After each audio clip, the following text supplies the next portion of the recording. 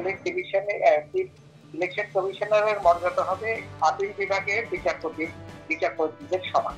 আর election কমিশনারদের মর্যাদা হবে high court বিভাগের বিচারপতিদের সমান। কারণ এখানে তো পার্থক্য আছে। হাইকোর্ট অ্যাপিলেট ডিভিশনের বিচারপতিরা ইসের উপরে, প্রতিমন্ত্রীর উপরে পদমর্যাদায়, আর হাইকোর্ট ডিভিশনের বিচারপতিরা পদমর্যাদায় প্রতিমন্ত্রীদের সমান, উপমন্ত্রীর উপরে প্রতিমন্ত্রীর সমান। তো যেহেতু ওদের মানে ওয়ারেন্ট অফ প্রেসিডেন্টের চিফ ইলেকশন কমিশনারকে অ্যাপিল বিভাগের বিচারপতির পদমর্যাদা দেওয়া হয়েছে, সুতরাং ওটা তো সুবিধা তো একইভাবেই দেওয়া হতে পারে। অন্যান্য বিচার বেতন ভাতা ইত্যাদি সুবিধা। কিন্তু এখানে দুটো জিনিস, একটা হলো প্রধান নির্বাচন কমিশনার আর আরেকটা হলো নির্বাচন কমিশনার। নির্বাচন কমিশনাররা কিন্তু আপিল বিভাগের বিচারপতিদের সমান নয়। তাদের পদমর্যাদা তো আমরা আগেই স্বীকার করে নিয়েছি যে আপিল বিভাগে প্রধান নির্বাচন কমিশনারের পদমর্যাদা আপিল বিভাগে। আমার মনে আমির খান সাহেব যেটা বলেছে আমিও এর সাথে একমত হতে পারি। দুটোই ইন্ডিপেন্ডেন্ট সংস্থা, দুটোই সাংবিধানিক সংস্থা।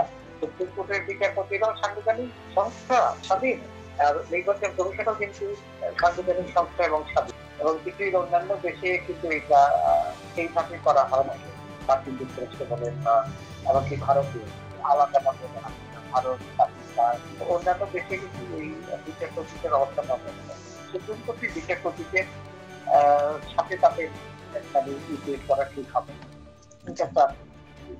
কথা বলেছেন আলাদা এগুলো আমরা চাই। ভারতের উদাহরণ, পাকিস্তানের উদাহরণ, শ্রীলঙ্কার উদাহরণ, যুক্তরাজ্যের উদাহরণ, যুক্তরাষ্ট্রের উদাহরণ, সেখানে কিন্তু সুপ্রিম কোর্টের বিচারপতিদের অবস্থান ভিন্ন।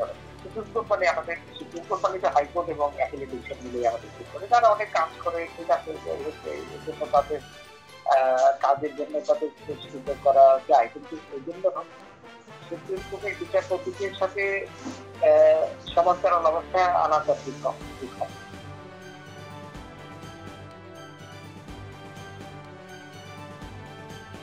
বিচারপতি যেটা আছে তাদের সমসাময়িক করতে চাচ্ছে, তাই না? এটা একইভাবে করা যাবে না মনে হয়, কারণ বিচারপতিদের যেটা হাইস্ট লেভেল এবং সেটার সাথে এটা একীভূত করা যাবে না। বিচারপতিদের যে ইয়ে আছে, গ্রেড আছে, সেটার সাথে এটা মেলা দেওয়া কোথায় সঠিক হবে না। প্রত্যেকের কাছে ক্যাডার আছে, সেজন্য বিচারপতিদের যে ইয়ে আছে এটা সবচেয়ে বেশি, সবার চাইতে বেশি। কন্ট্রাডিকশন না, এটা সমপর্যায়ে আসা একটা ব্যাপার থাকতে পারে, সেটা জন্য যে কোন রকম এখনো আইনে এখনো সেটা আসে আইনগত দিক থেকে, এখনো চিফ জাস্টিস বা জাজেস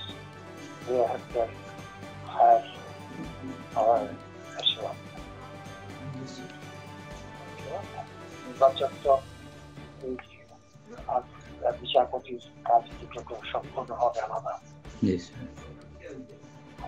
একেবারে সমপর্যায়ে যেতে পারে না।